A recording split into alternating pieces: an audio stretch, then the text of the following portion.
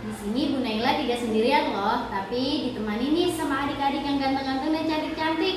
Kalau boleh tahu siapa namanya ya? Nama saya Hengki. Nama saya Fadlan. Nama saya Samil. Nama saya Zahira. Kalian dari kelas berapa nih?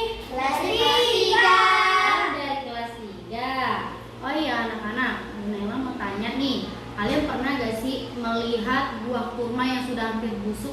Pernah, Bu. Oh iya, di mana? Di rumah. Kalau gitu, Bu Naila mau tanya juga nih, kira-kira apakah barang yang sudah hampir rusak ataupun yang rusak bisa menjadi kebaikan buat kita? Oh, tentu saja bisa dong, Bu. Kok bisa sih? Ibu pernah dengar gak cerita sahabat Nabi yang menjual kurma busuk lalu ia menjadi kaya? Tidak pernah, memangnya sahabat Nabi siapa namanya? Abdurrahman bin Auf, Bu. Oh boleh dong kalian cerita ke sahabat Bidarsa biar mereka tahu. Abdurrahman bin Auf adalah salah sahabat Nabi yang menjadi saudagar sukses. Walaupun ia sukses, Abdurrahman bin Auf tetap gemar dalam bersedekah kepada orang-orang yang membutuhkan. Ia tak segan-segan untuk mengeluarkan hartanya di jalan kebaikan. Suatu hari ketika para sahabat berkumpul, Abdurrahman bin Auf mendengarkan ceramah Rasulullah bahwa kelak dibangkitkannya amal perbuatan manusia sesama hidup.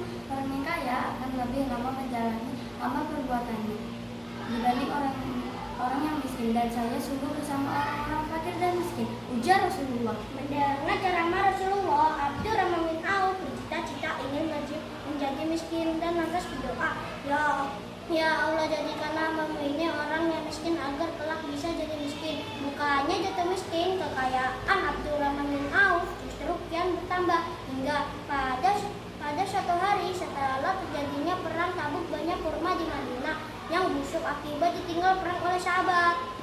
Mendengar hal tersebut, Abdurrahman bin Auf menjadikannya peluang untuk menghabiskan seluruh hartanya, masuk surga lebih awal dan dapat bersama Rasulullah. Dia membeli kurma busuk itu dengan harga yang sangat tinggi. Hartanya pun habis tanpa sisa. Kini dia hanya mempunyai kurma busuk itu.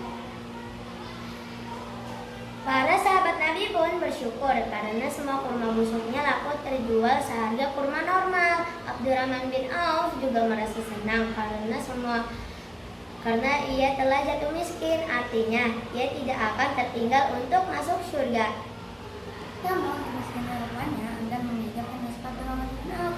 Setelah seluruh kurma busuk itu menjadi milik Abdurrahman bin Auf, sehari kemudian datanglah utusan dari negeri Yaman ke kota Madinah. Mereka menyampaikan berita tentang menjangkitannya wabah penyakit menular dan menyerebak di Yaman. Sang raja mencari kurma busuk karena menurut tabib mereka kurma busuk bisa dijadikan obat untuk menyembuhkan penyakit tersebut.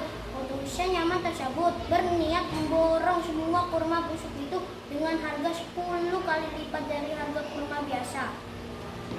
Warga penduduk kota Madinah yang mendengar pemberitahuan tersebut segera memberitahu utusan agar lekas pergi ke rumah Abdurrahman bin Auf.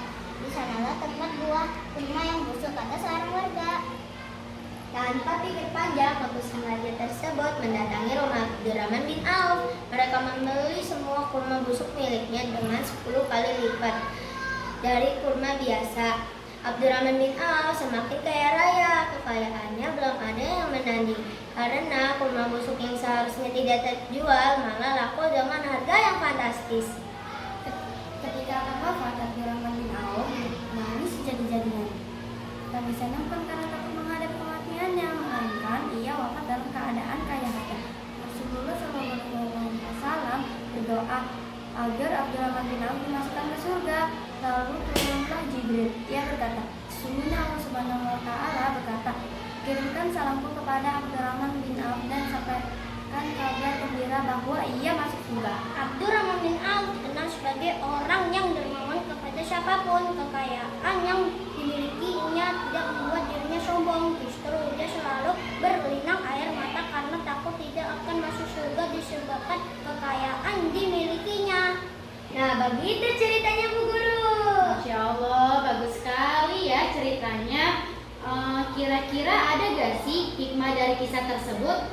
Ada dong, Bu. Apa tuh kalau boleh tahu? Dari kisah sahabat Nabi tersebut terdapat hikmah yang dapat kita ambil dan bisa kita contoh. Dalam kehidupan sehari-hari seperti memiliki harta yang berlimpah, janganlah sombong. Sesungguhnya harta hanyalah titipan dari Allah, dan janganlah dibutakan dengan harta yang berlimpah dan selalu merasa tidak cukup. Masya Allah, luar biasa sekali ya. Terima kasih ya Hengki, Farjan, Samil, dan Jahira sudah mengisi podcast sore ini. Sahabat Midarsa, jadi pesannya, jika kita memiliki harta yang banyak, maka janganlah sombong, karena itu semua adalah titipan dari Allah. Sahabat Midarsa, Bu Naila pamit undur diri ya. Ketemu lagi di podcast selanjutnya. Wassalamualaikum.